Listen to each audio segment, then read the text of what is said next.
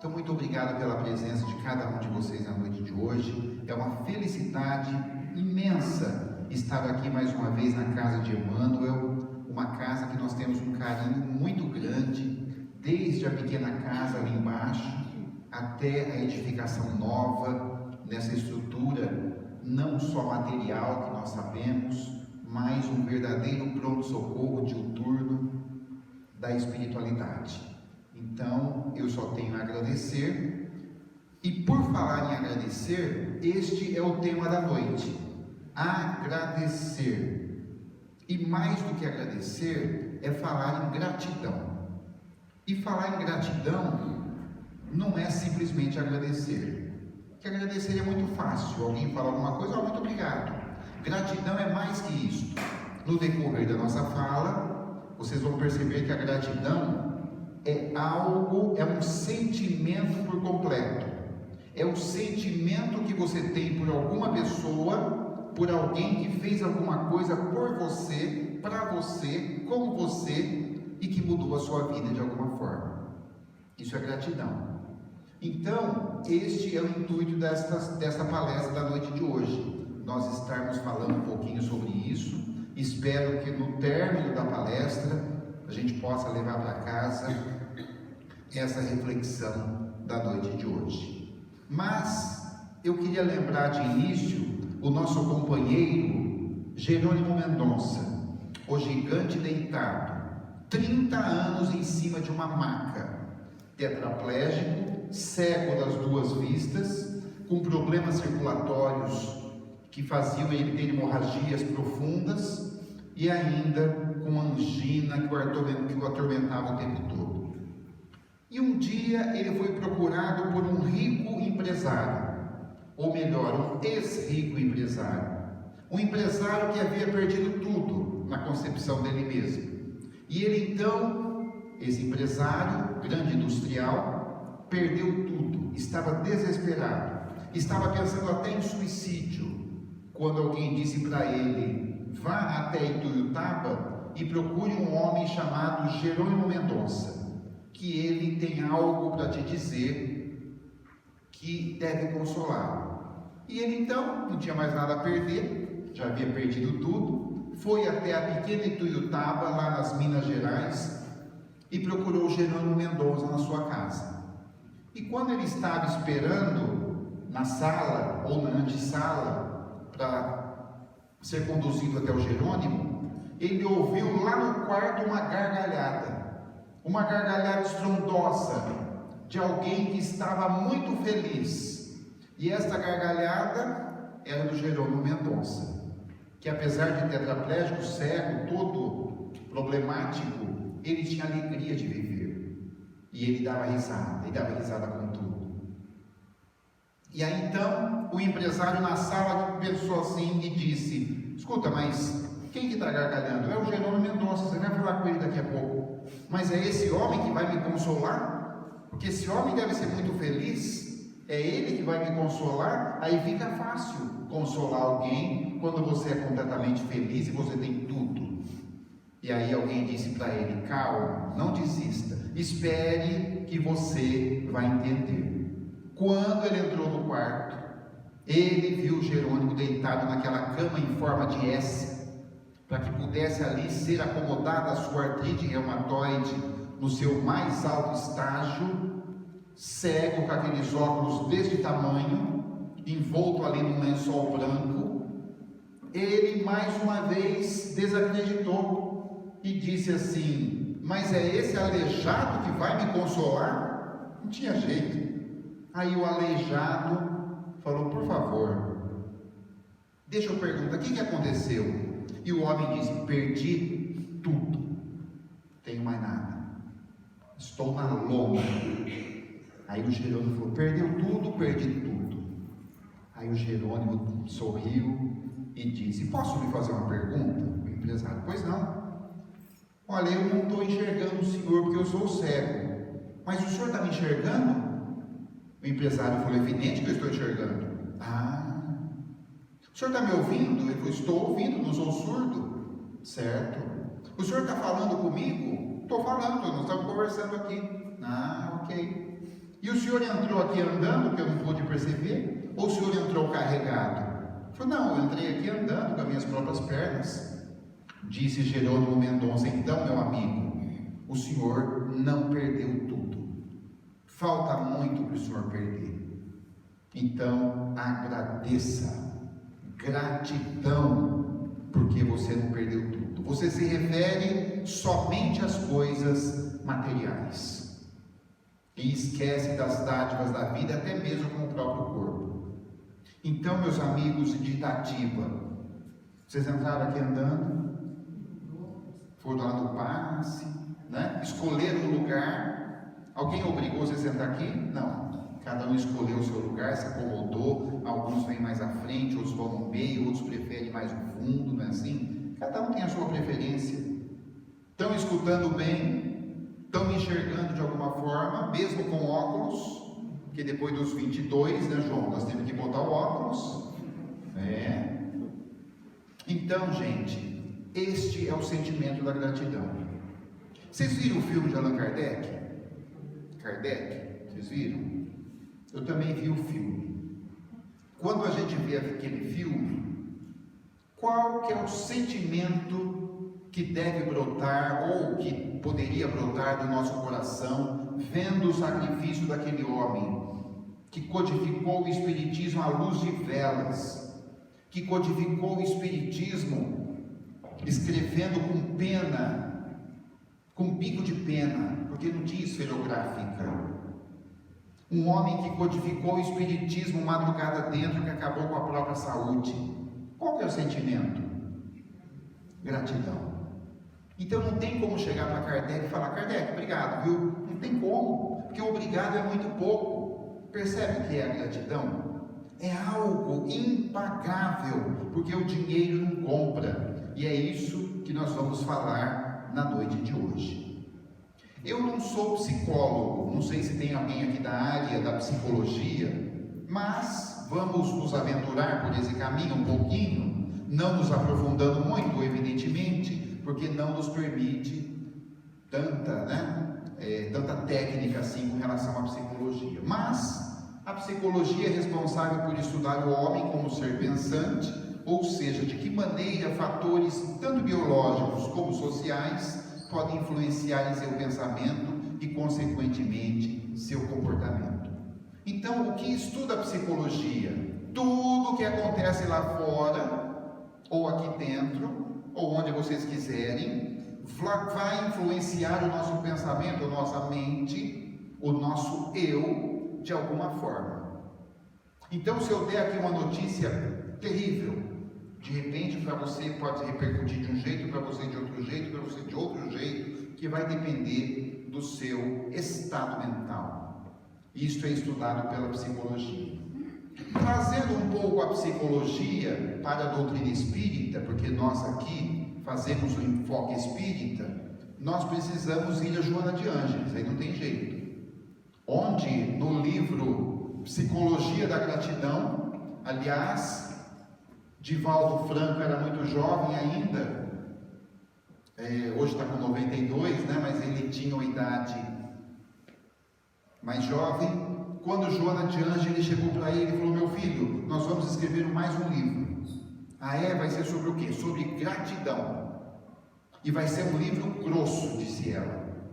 Aí o Divaldo pensou assim, nossa, mas vai ser um livro grosso sobre gratidão? Mas tem tanta coisa assim para escrever sobre gratidão? Disse o Divaldo, se fosse escrever eu mesmo sobre gratidão, não escreveria nem meia página. Disse Joana de Ângeles, é porque você não é grato. Olha que coisa. Se você fosse grato, você escreveria um livro dessa grossura. Já coube aí uma lição. Um livro primorosíssimo, que vale a nossa atenção. E eu peguei um pequeno trecho onde ela diz, logo no começo, a psicologia da gratidão deve ser vivenciada em todos os momentos da existência corporal como roteiro de segurança para a conquista da sua realidade. Gente, o roteiro de segurança. Quando eu digo para você, olha, muito obrigado, viu? Deus abençoe. o que eu estou fazendo aqui? Uma troca de energias, uma troca magnética de fluidos, melhor dizendo. E isso é via de mão dupla, isso vai e isso volta. Da mesma forma, quando eu digo para alguém, bom dia, olha, tenha um bom dia, viu? Deus abençoe. Você está fazendo uma troca de energias. Então, é isso que Joana está aqui se referindo. Aliás, ali, aquela Joana é a Joana do filme, não é?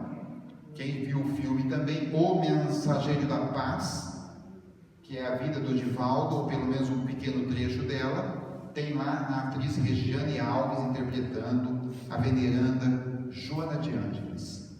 E continua ela: filha do amadurecimento psicológico, a gratidão enriquece de paz e de alegria todo aquele que a cultiva.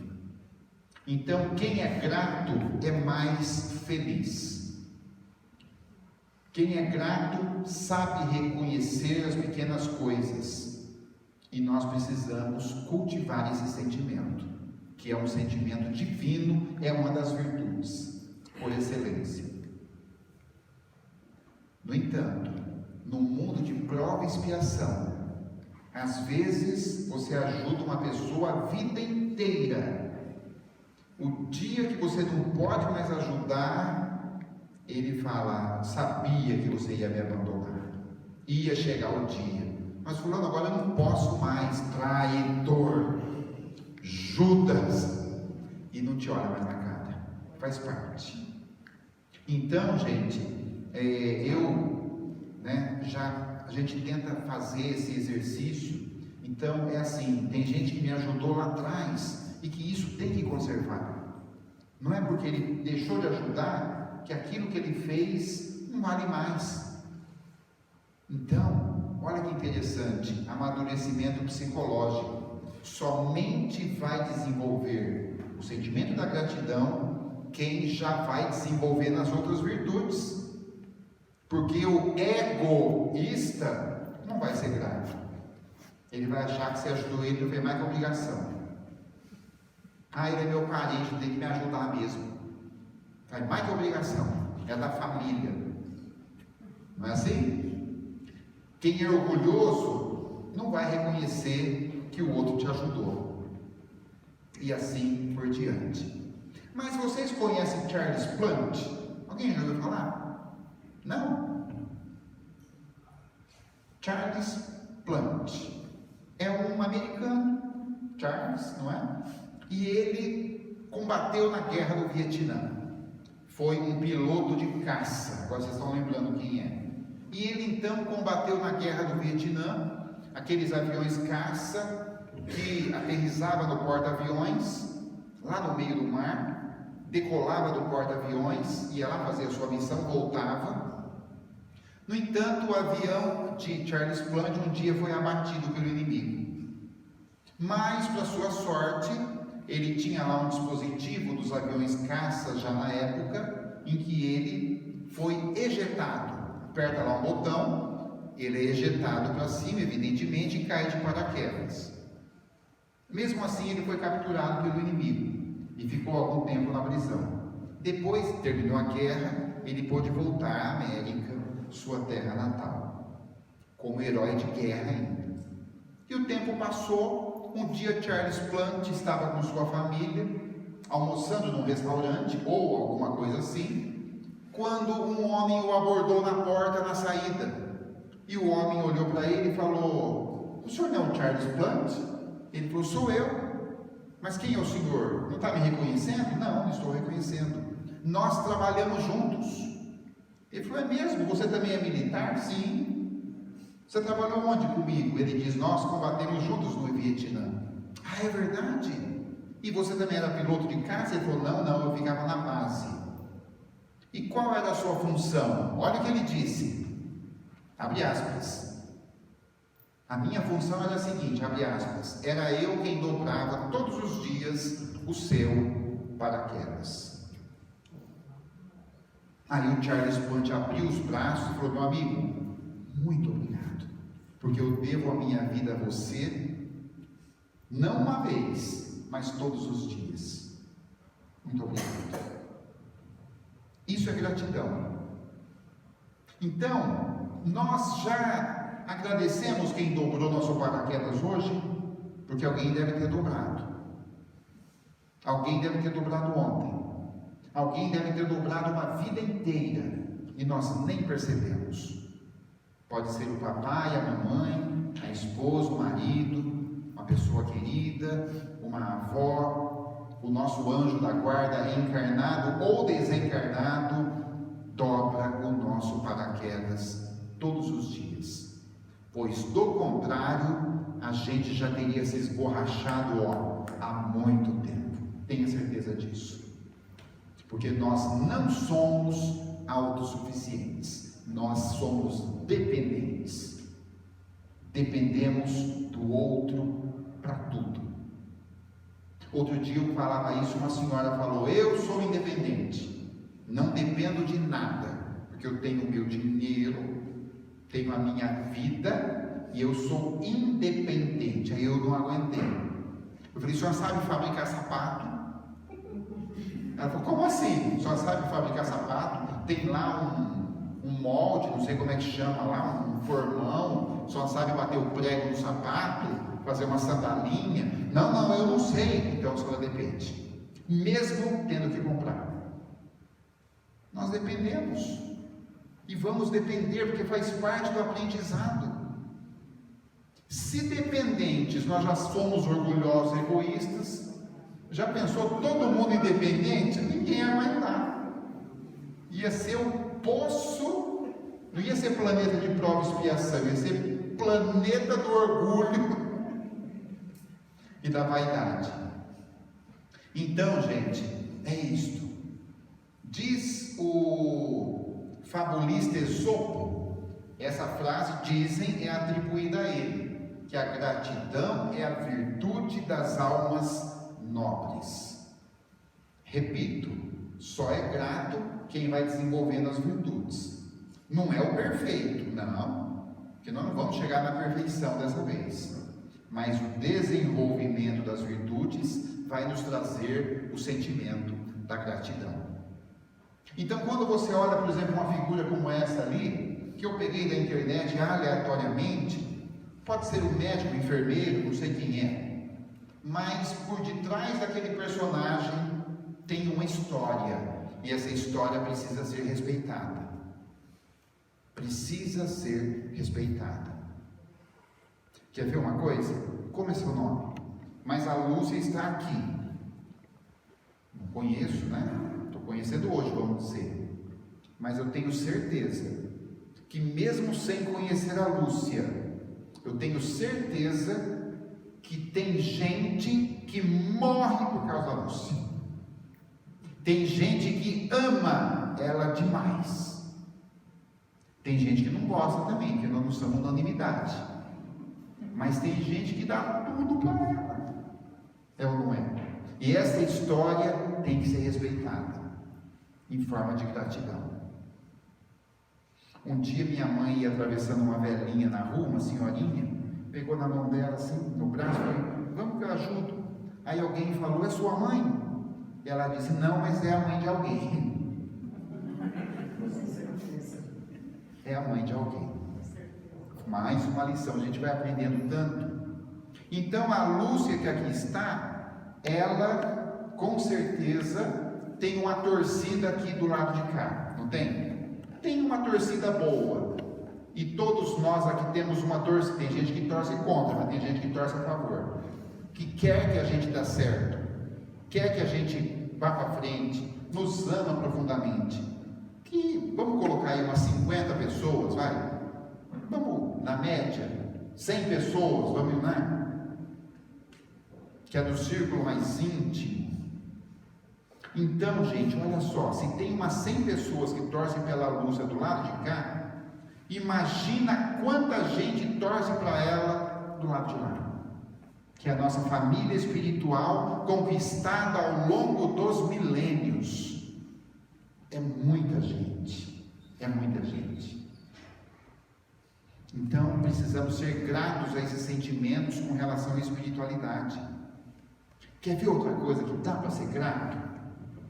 Qual foi o maior presente que Deus nos deu? Vocês sabem? Foi o corpo? Tudo que Ele dá é presente, né? Mas qual foi o maior presente que Ele deu? A vida. Mas mais que a vida, tem uma coisa que é mais que a vida. Hã? A reencarnação. Então, Ângela, imagina você ter um filho, aí você chega para esse filho e fala: agora, meu filho, eu vou te dar um presente. A partir de hoje você foi criado para o presente, e você é imortal. Você é para sempre. Você não vai acabar nunca. E mais, você vai ser a minha imagem e semelhança e vai chegar à perfeição. Gente, que presente é esse? Não dá para ser grato? Então, quem é espírita e acredita na reencarnação, na imortalidade na alma, na pluralidade dos mundos, já tem que ser grato por si só. Amanheceu, clareou o dia, já ajoelha e fala: graças a Deus, muito obrigado, Senhor. Que coisa, não? Então, gente, continuando nossa reflexão. Mas, sempre tem um mas, né? Nós temos dois caminhos na vida, dois. Um, agradecer, como nós estamos falando até agora. O outro, reclamar. E adivinha por onde nós vamos? Adivinha. Quem está no sítio quer mudar para cidade. Quem está na cidade quer comprar um pedacinho de terra lá em Minas para ir no meio do mato. Quem mora numa casa espaçosa, com quintal, cachorro, papagaio, periquito, o que ele quer? Apartamento. Que ele não aguenta mais quintal, papagaio, cachorro. Quem está no apartamento, adivinha para onde quer ir? Casa. Churrasqueira.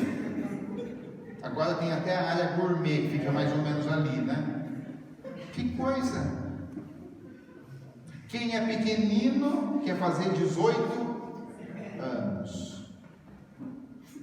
Quem está já com 50 e pouco, igual eu, quer fazer o quê? Se der para esticar aqui, né? Passar um creminho no cabelo. Não é assim? Então, gente, a gente reclama de tudo. E tem tudo para reclamar ou para agradecer. Agradecer ou reclamar da vida, da natureza, do tempo, da família, do próprio semelhante, do trabalho, do chefe, da nossa prova, da nossa expiação. Reclamar ou agradecer da própria dor, do próprio sofrimento, da doença, enfermidade ou da saúde. Reclamar ou agradecer o amigo, o inimigo, a alegria, a tristeza, a situação financeira, a religião, o time de futebol, tudo que você queira agradecer ou reclamar. Quem torce para o Flamengo não está reclamando nesse momento. Já quem torce para o Avaí, coitadinho, só está reclamando.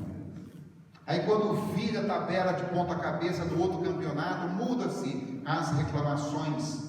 Então, gente, é isso. Se chove, nós queremos sol. Se tem muito sol, nós queremos chuva. Se é noite, sabe aquela noite arrastada, que você tem insônia? Aquela noite comprida, que você fica igual bolinho, você fica fritando bolinho a noite toda. Sabe o que é fritar bolinho? Vira para cá, vira para lá, vira para cá, vira para lá, e você olha e não amanhece, não é? Fica fritando bolinho a noite inteira. Aí você fala: ô, noite arrastada, não vejo a hora que amanhece. E Deus é tão bom que amanhece, todo dia amanhece. E aí você acorda, levanta, vai para o seu dia, aí lá no meio da tarde dá aquele soninho, né, que você dormiu mal. Aí você pensa assim: oh, meu Deus, não vejo a hora de chegar à noite para eu deitar. Como é que pode isso? Você estava reclamando até agora da noite? Não é assim? Então, gente, se está muito quente, nós queremos blusa.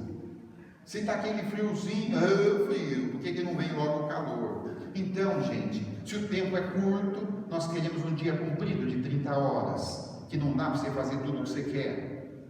Se o dia é arrastado, você quer que o tempo passe mais depressa. Então, nós reclamamos de tudo. E dizem os espíritos que nós temos que agradecer tudo, até mesmo a dor. Um dia o Divaldo estava feliz, porque estava acontecendo uma série de coisas boas, e ele naquela felicidade falou: vou agradecer a Deus, vou fazer uma prece de agradecimento. Aí fechou o olhinho e agradeceu por aquele momento que ele estava passando. Aí vem Joana de Ângeles, né? Meu filho, tudo bem? Tudo bem. Está rezando? Estou. Está rezando por quê? Ele falou: estou agradecendo, está acontecendo muita coisa boa. Ah, está agradecendo coisa boa? E as coisas más que não estão acontecendo? Agradeça também. Agradeça as coisas boas e agradeça as coisas más que não estão acontecendo, porque pode começar a acontecer. Prova e expiação. E se acontecer, agradeça também, porque deve ter algum propósito. O Chico Xavier, andando dentro da casa dele, tomou um tombo. Tinha lá um degrauzinho, ele não viu, bateu com a nuca no degrau. O que a gente fala quando cai assim, quando martela o dedo? A gente fala: oh meu Deus, que dor. Fala assim? Que dor latejante. Você fala assim? Fala não. Aliás, tinha o padre estava batendo os pregos na parede e o menininho só olhando. E o padre ali. Aí o padre falou: o que você está olhando, menino? Eu pregar? Não, estou vendo o que o padre fala quando ele martela o dedo. Então, aí o Chico lá deitado, quando ele bateu aquela nuca, aquilo doeu, ele já ia soltar alguma coisa. Quem vem? Emmanuel. E disse: agradeça. Falou: como agradeça? Estou aqui caindo com uma dor. Agradeça. Porque se você verbalizar o palavrão, vai ser muito pior. Então agradeça, porque se você caiu, deve ter algum propósito. Então diz o benfeitor Emmanuel que a dor é um constante convite da vida, a fim de que aceitemos uma entrevista com Deus. Então, quando estiver tudo bem, agradeça. Fala: Deus, muito obrigado, mantenha assim. Porque quando não vai bem, é um convite para que a gente realmente tenha uma entrevista com Deus. E a gente não sabe pedir. Ou melhor, a gente só sabe pedir, não sabe agradecer. Se você pegar o percentual da sua prece, a maioria é pedido e a minoria é agradecimento. E a gente não sabe pedir. Vamos em nosso lar? Lembra em nosso lar? O André Luiz, médico, aqui na Terra. Aí ele chegou lá, não deu para assumir a posição de médico. Ficou lá se reabilitando e tal. Até que chegou uma hora que ele já se viu com possibilidades de assumir a função similar a médico. E aí falaram para ele: vai lá falar com o ministro Clarencio. E ele foi. E na verdade André não queria uma função, ele queria um emprego de médico. Ele queria uma posição de médico. E ele foi falar com o Clarencio. Lembra dessa parte do nosso lar? E aí então, lá com o Clarencio, o ministro usa uma dinâmica interessante. Ele atende 2 pessoas por vez. Então senta 2 pessoas ali, 2 espíritos.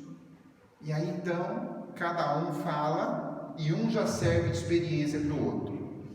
Aí chegou a vez do André, ele atendeu junto com uma senhorinha. Aí o André sentou ali num tamborete, a senhorinha sentou no outro, e o ministro com aquela bondade: ô minha irmã, pois não, o que eu posso ajudar?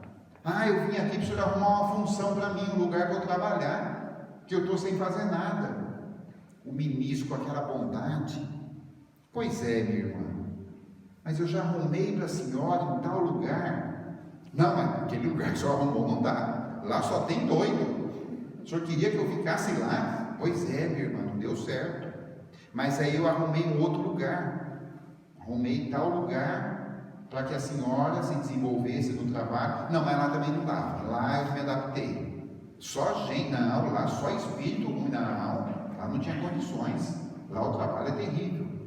E ele foi falando, eu também arrumei tal coisa. Não, mas lá não dava. E lá também não dava, lá também não dava. E o André ali esperando o emprego de médico. Lá pela quinta tentativa que o ministro fez para aquela senhora, ele falou: minha senhora, vamos fazer o seguinte, a senhora vai ficar no Campo da Paz. É um lugar lindo, todo florido, é um campo, a senhora fica lá sentadinha meditando. Aí quando a senhora se sentir preparada, a senhora volta aqui. Tudo bem? Ah, tudo bem. Aí o ministro Clarice virou para o André e falou: ô meu irmão, ele ia pedir um emprego de médico, que posso ajudá-lo? O André, vou falar com as minhas palavras, tá? O André falou: ministro, o que o senhor tem para mim? Eu estou pegando qualquer coisa que o senhor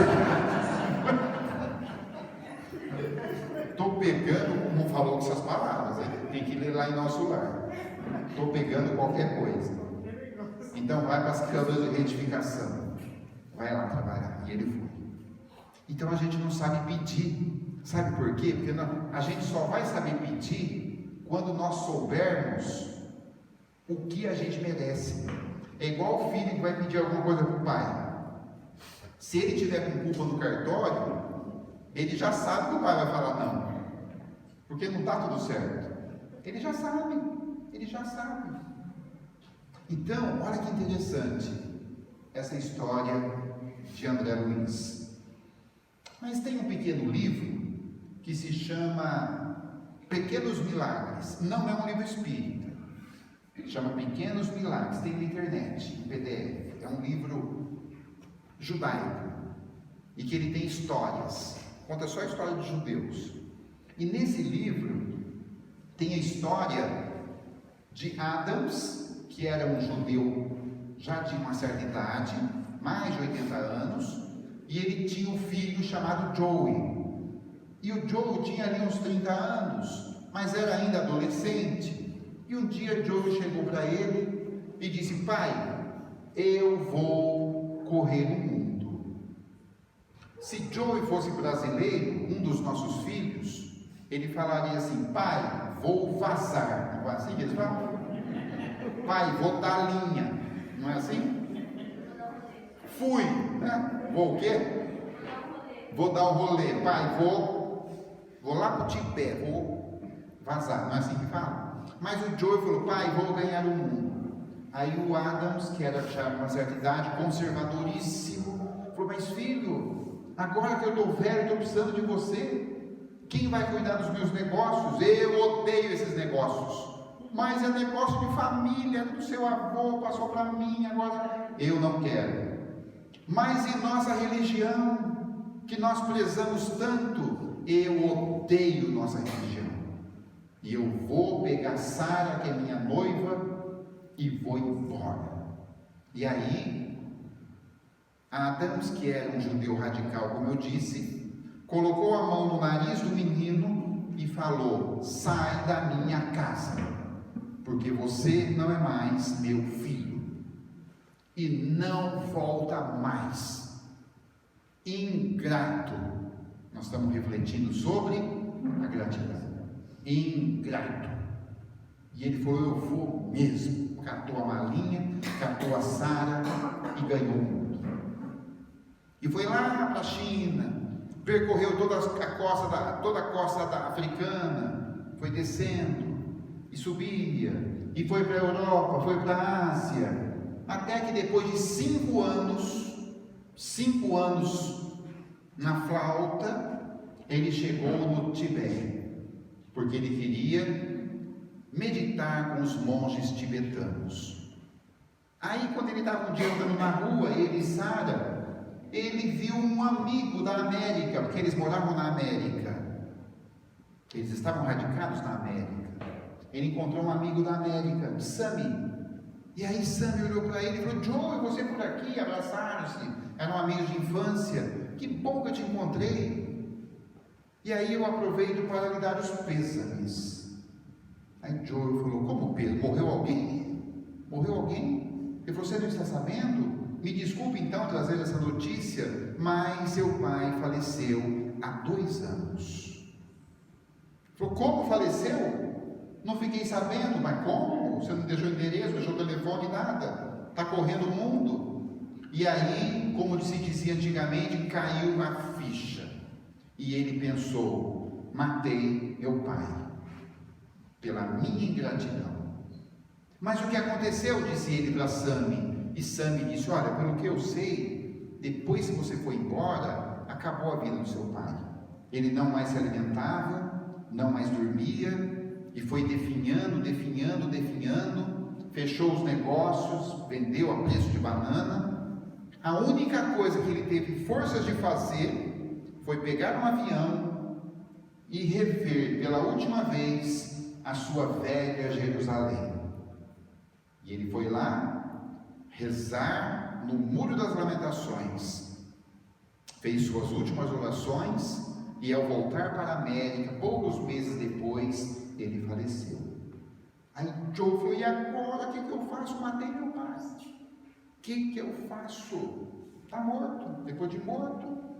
Sorte de Joe que ele tinha Sara.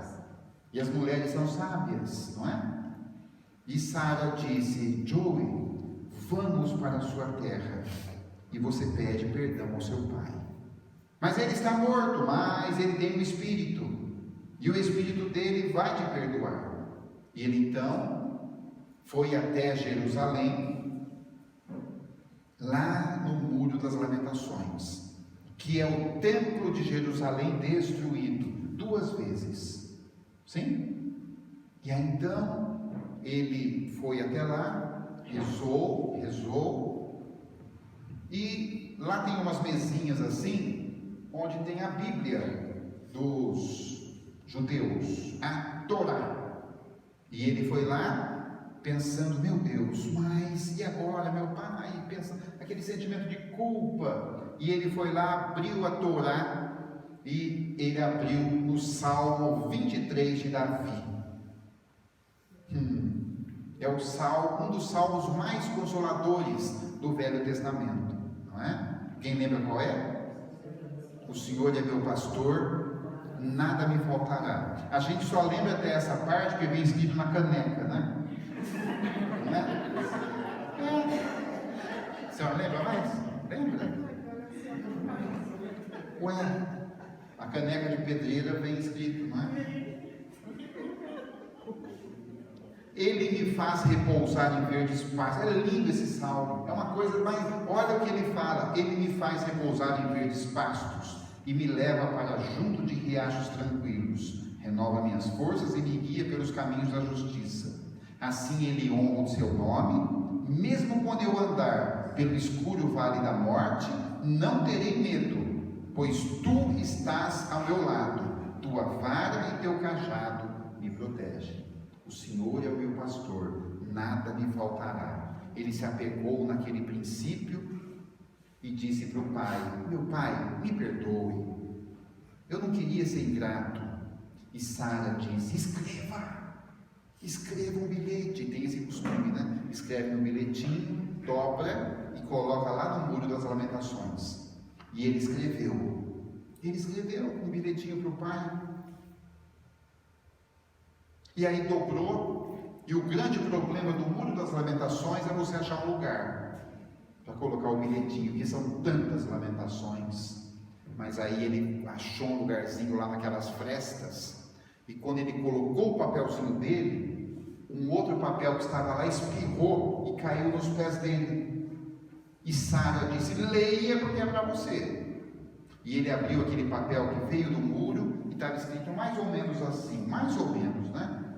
Meu filho, me perdoe também. Quando disse para você não voltar, selei o meu próprio destino. Mas na verdade eu não queria que você fosse. Você é meu filho, eu te amo. e sou grato por você ser meu filho, me perdoe.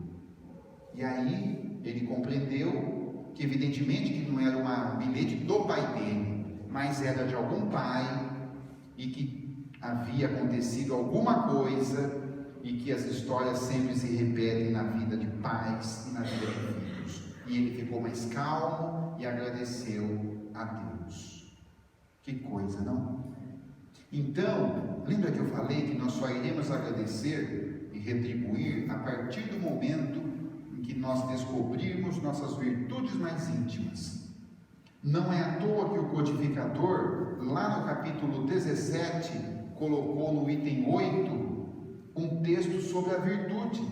A virtude, no seu grau mais elevado, abrange o conjunto de todas as qualidades essenciais que constituem o homem de bem.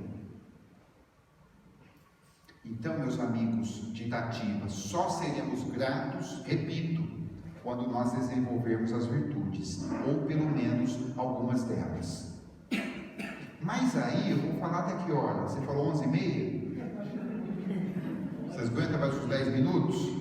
Porque eu queria, para a gente refletir esta ideia da gratidão, deixar com vocês duas histórias. Só que nós vamos fazer um combinado aqui. Combinado. Vou contar duas histórias para vocês. São histórias de estimação, que agora já tem histórias de estimação. São aquelas histórias que ficam no coração, sabe?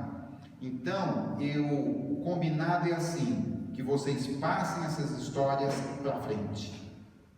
Contem para alguém como forma de gratidão. Alguém que você ama muito, alguém que você agradece sempre. Se ele estiver encarnado, já conversa com ele logo. Se ele estiver desencarnado, não tem problema nenhum também, porque o correio não precisa nem de selo. Se bem que hoje nem usa mais selo, não é? É o WhatsApp do além. Você fala aqui, já bate lá em cima, independente de rede Wi-Fi. Que bom, né?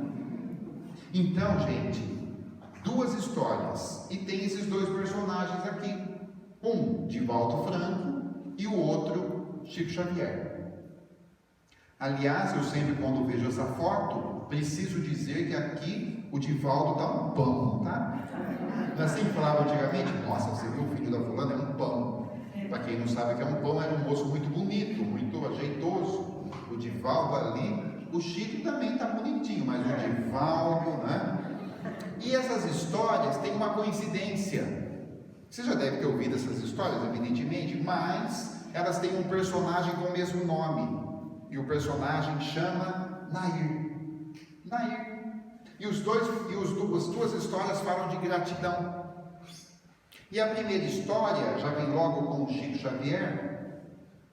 E nós encontramos ele já com 82 anos, já uma certa idade, ele desencarna com 92, ele já com 82, já idoso. E aí, ele morando em Uberaba, mas ele sempre teve laços muito fortes com Pedro Leopoldo, sua terra natal. Porque lá ele deixou muitos amigos, lá ficaram parentes, as irmãs dele moravam lá, todas casadas, algumas já desencarnadas, outros moravam lá. Então ele tinha uma ligação afetiva com Pedro Leopoldo.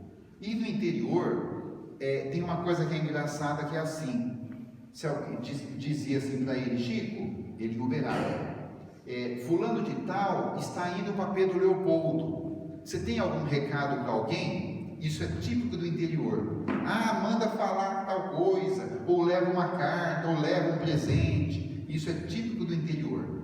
E o Chico tinha esse costume também. Quando alguém ia para Pedro Leopoldo, já avisava, Chico, fulano está indo para Pedro Leopoldo, tem algum recado para alguém? E o Chico já dizia, tenho.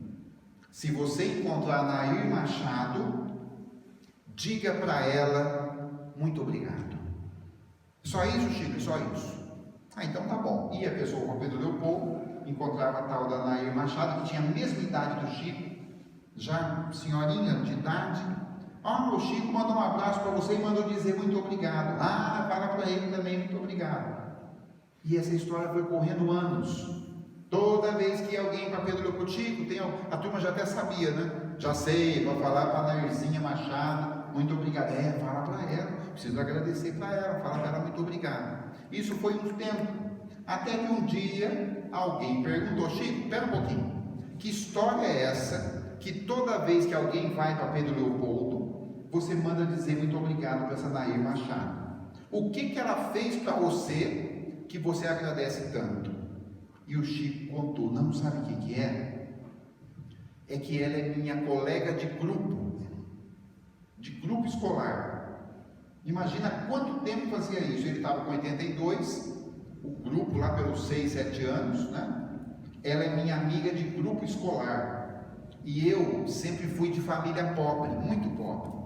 E eu nunca tinha dinheiro para levar merenda na escola.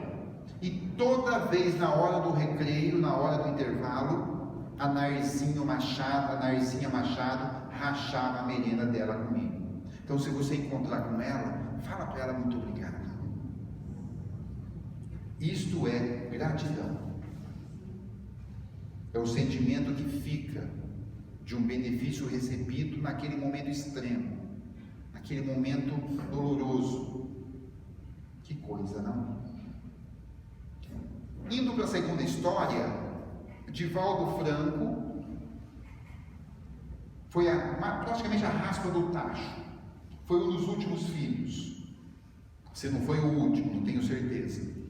Mas quando Divaldo era jovem, adolescente ainda, 14, 15, 16 anos, ele já tinha irmãs mais velhas e casadas, já com filhos. E uma das irmãs de Divaldo era Nair Franco. Divaldo Franco, Nair Franco. E Nair, já casada com filhos, ela teve um problema conjugal, uma traição do marido, muito séria. E naquele tempo não tinha divórcio. Naquele tempo a mulher desquitada já ia para a boca do povo. Ela tinha que aguentar. E Nair não aguentou. E ela achou melhor tirar a própria vida através do suicídio. E conta o Divaldo que ela ingeriu uma alta dose de formicida líquido. E quando ela ingeriu aquele formicida, aquilo foi corroendo o seu palato, o céu da boca, laringe, faringe, foi até o estômago. Ela desencarnou em condições muito dolorosas. A família toda sofreu muito. E Dona Ana, mãe de Nair e também mãe de Divaldo, Dona Ana Franco, que já tinha uma certa idade, ficou desesperada e perguntou para o Divaldo. Dona Ana era muito católica, fervorosa, e Divaldo já era espírita. E ela disse: Divaldo, meu filho, você que agora é espírita, me responda uma pergunta. Olha o que ela perguntou. Me responda uma pergunta. Deus perdoa quem se suicida? E Divaldo respondeu rapidamente: não, mamãe, Deus não perdoa, Deus ama. E quem ama não precisa perdoar porque não se ofendeu. E aí o tempo correu, e depois de um bom tempo, Dona Nair ficou doente, e já no leito de morte, ela chamou Divaldo e disse: pois é, meu filho, agora, como você mesmo diz, eu vou desencarnar. Mas eu desencarno feliz, porque agora eu vou poder acudir Nair com as minhas próprias mãos de mãe. Ela está sendo socorrida, mas mãe é mãe. E eu vou poder acudir ela com as minhas mãos. E aí Divaldo, com um total desprendimento, disse: pois é, mamãe, desencarne feliz, porque Nair precisa muito mais da senhora do lado de lá do que nós do lado de cá. E em poucos dias ou poucas semanas ela desencarnou.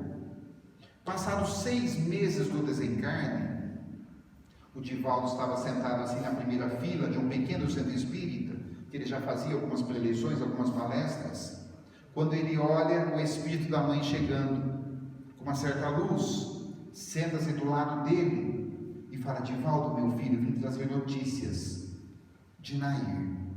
Ela está bem, está completamente restabelecida, e nós já estamos preparando uma nova reencarnação para ela. Então, dentro de algum tempo, ela vai reencarnar E aí o Divaldo falou: que beleza, mamãe, ela vai reencarnar, pai? Aí o Divaldo perguntou: mãe, posso fazer uma pergunta? Ela vai reencarnar no Brasil? E ela disse: vai ser no Brasil. Ah, que bom. A senhora sabe se vai ser aqui na Bahia? E ela disse: vai ser na Bahia. Menino curioso, não é? Ah, que bom. Posso fazer mais uma pergunta? Vai ser aqui em Salvador? Que ele já morava em Salvador. E Nair disse: vai ser em Salvador. Porque aqui está todo o círculo que ela precisa para se restabelecer. Totalmente. E aí disse o Divaldo: posso fazer uma última pergunta? Eu vou conhecê-la? E aí Dona Ana sorriu e disse: vai conhecê-la, mas por favor não interfira na reencarnação dela. Se você puder ajudar, ajude, mas atrapalhar nunca. E aí o tempo correu, muito tempo, porque a reencarnação não é assim, num toque de mágica. Às vezes demora 10, 20, 30 anos uma reencarnação, até mais. E aí Divaldo já havia fundado a Mansão do Caminho com um grupo de companheiros. E aí, numa noite fria em Salvador, no Guerraro, chuvosa, Divaldo estava lá no seu escritório, lá no fundo, lidando lá com uma papelada, com uma correspondência. Já era 1h da manhã, quando bateu na sua porta o guarda lá da porta da frente. E o guarda falou: seu Divaldo, sabe o que é? É que está chovendo muito, está muito frio, e tem uma pessoa lá fora na chuva. E me parece que ela tem alguma coisa do colo, parece ser uma criança. Eles estão ensopados. Como é que a gente faz? E o Divaldo falou: vamos atender. Foram lá 1h30 da manhã. Abriu a porta, era uma mãe, pele escura, o rosto encovado pela fome. E ela disse: nós precisamos de socorro, porque nós vamos morrer de fome. Há 3 dias eu não como nada, a criança não tem mais leite. E o Divaldo falou: não vai morrer, vamos entrar. Ele já chamou lá um dos internos que estava estudando medicina, já fizeram lá uma hidratação, e ele pediu licença para pegar a criança no colo. Quando ele pegou aquele pacote no colo, todo molhado, pingando, aqueles panos imundos, ele perguntou: mãe, é uma menina ou um menino? A mãe disse: ah, é uma menina, é minha filha Nair. Ele ficou assim, mas não quer dizer nada, não é verdade? E aí então ele pegou, pediu licença para descobrir o rosto da criança, para trocar aqueles panos. E qual não foi a surpresa dele quando ele abre aqueles panos? A criança tinha a ausência do palato, aquela fenda lábio-leporina, muito comum antigamente, não é? Aquela fenda lábio-palatal que a gente chama. E aí ele ficou impressionado com aquilo, mas não disse nada. E arrumou uma casinha para aquela mãe. Ela começou a trabalhar na Mansão do Caminho, ela não tinha para onde ir. Até hoje tem várias casinhas por lá. E a pequena Nair começou a crescer ali. E a menina amava Divaldo, tinha um carinho por ele que era inexplicável. E ela era fanha, porque aquele tempo, nós estamos falando aí na década de 60, 70, não operava a criança de imediato. Hoje já nasce com a fenda lábio-palatal, já leva para Bauru, não é? No Hospital da Face, lá já faz a cirurgia. Naquele tempo não, tinha adultos com aquela fenda aberta, é uma provação muito dura. E aí então a pequena Nair fanha, com aquela lábiozinho aberto, andava para cá, andava para lá, até que um dia, conta o Divaldo que ele estava andando ali pela Mansão do Caminho. Tem uma rua interna que beira a creche, e a pequena Nair na creche. E ele andando ali por aquela rua interna, quando a pequena Nair sai no janelão, e ela grita assim, fanha: Di, ó Di! Aí ele para, porque Di era o apelido dele de infância. Quem chamava ele de Di eram as irmãs, a mãe. Aí ele para, aí ele vai até a janela, aí a menina fala para ele: Di, você não está me conhecendo? Ele fala: claro que eu estou te conhecendo, você é a Nair, filha da dona fulana, mora aqui com a gente já há algum tempo. Ela falou: ô Di, você não está me conhecendo, eu voltei. Aí ele teve que pegar a criança no colo, sentar ali no chão, chorar copiosamente, não é? E ele conta que nessa encarnação, Nair viveu 9 anos. Com 9 anos ela teve uma gripe pneumônica, uma pneumonia muito forte, e acabou desencarnando. E aí se encerra ali essa reencarnação da pequena Nair. Mas conta Divaldo que depois de uns 6 meses, 8 meses, estava ele no seu escritório novamente, quando ele vê a presença de um espírito que se aproxima, entra no seu escritório, e era um espírito também com uma certa luminosidade, não uma luz, era uma coisa muito alva, uma moça linda, alta, com os cabelos cacheados. Aí ela olha para ele, ele olha e fala: eu te conheço? Ela fala: Di, eu vim só te agradecer, porque esse pedacinho dessa encarnação que eu vivi aqui foi tão importante para mim, então eu venho aqui trazer toda a minha gratidão de irmã reconhecida. Muito obrigado. Então é isto, é a segunda história. Vocês vão aguentar contar, não? Assim é a história do Divaldo e do Francisco Cândido Xavier.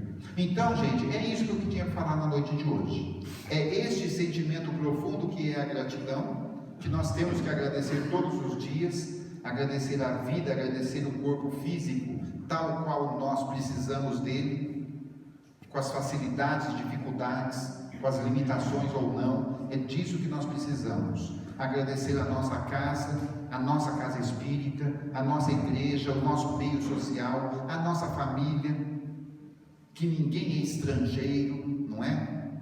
Um dia perguntaram para o Chico: Chico, será que eu estou na família certa? Ele falou: olha, meu filho, na família certa eu não sei, mas na família errada você também não está, não. Então nós temos que agradecer. E eu quero encerrar, que já deu o nosso tempo, né, João? Com um poema. Posso, não? E este poema é o poema que Divaldo faz no final das suas palestras. Mas nós vamos fazer uma outra coisa aqui. Eu vou ler o poema, que eu não tenho a facilidade do Divaldo de decorar e nem o tempo que ele tem, mas nós vamos fazer aqui um exercício de gratidão. Enquanto eu estiver lendo o poema, vocês vão pensar numa pessoa a quem vocês agradecem muito. Muito. Pode ser o pai ou a mãe, o marido, um filho, um amigo querido que esteja aqui ou esteja de lá, e que com certeza essa pessoa, encarnada ou desencarnada, vai receber as suas vibrações no momento presente. Então diz assim o poema, e a poetisa é Amélia Rodrigues. E este texto foi psicografado pelo próprio Divaldo. É um texto primoroso que diz o seguinte: muito obrigado, Senhor. Muito obrigado pelo que me deste, muito obrigado pelo que me dás. Obrigado pelo pão, pela vida, pelo ar, pela paz. Muito obrigado pela beleza que meus olhos veem no altar da natureza. Olhos que fitam o céu, a terra e o mar, que acompanham a ave ligeira que corre fagueira pelo céu de anil e se detém na terra verde salpicada de flores em tonalidades mil. Muito obrigado, Senhor, porque eu posso ver, meu amor, mas diante da minha visão eu detecto cegos que andam na escuridão, que tropeçam na multidão, que choram na solidão.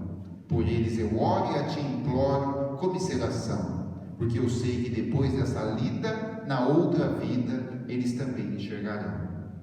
Muito obrigado, Senhor, pelos ouvidos meus que me foram dados por Deus, ouvidos que ouvem o tamborilar da chuva no teleiro, a melodia do vento nos ramos do olmeiro, as lágrimas que vertem os olhos do mundo inteiro, ouvidos que ouvem a música do povo que desce do morro na praça cantar, a melodia dos imortais que ouve-se uma vez e ninguém a esquece nunca mais.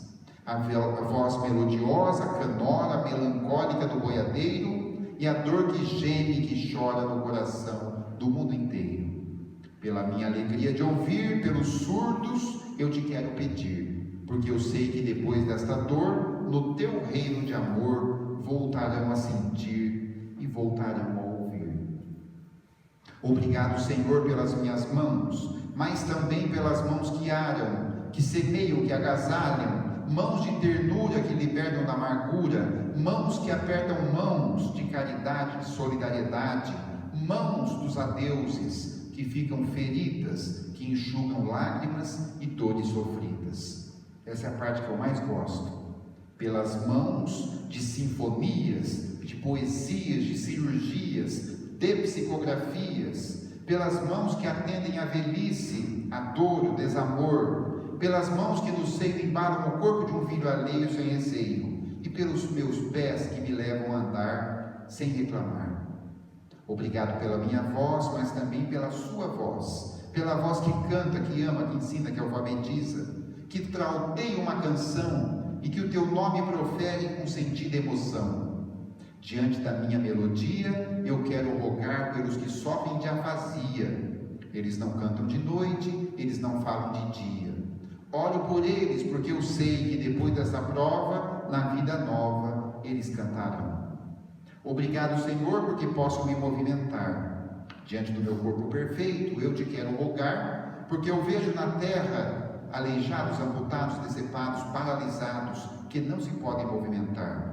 Eu oro por eles, porque eu sei que depois desta expiação, depois desta provação, na outra reencarnação, eles também bailarão. Obrigado por fim pelo meu lar. É tão maravilhoso ter um lar. Não é importante se este lar é uma mansão, se é uma favela, uma tapera, um ninho, um gravado de dor, um bangalô, uma casa do caminho, ou seja lá o que for. Que dentro dele, deste lar, exista a figura do amor de mãe, de pai, de mulher, de marido, de filho, de irmão, a presença do amigo. Se não tiver um amigo, pelo menos a companhia de um cão, alguém que nos dê a mão. Mas se eu a ninguém tiver, se não tiver ninguém para amar, nem um teto para me agasalhar, nem uma cama para me deitar, nem aí reclamarei. Pelo contrário, eu te direi: obrigado, Senhor, porque eu nasci. Obrigado porque creio em Ti. Pelo Teu amor, obrigado, Senhor.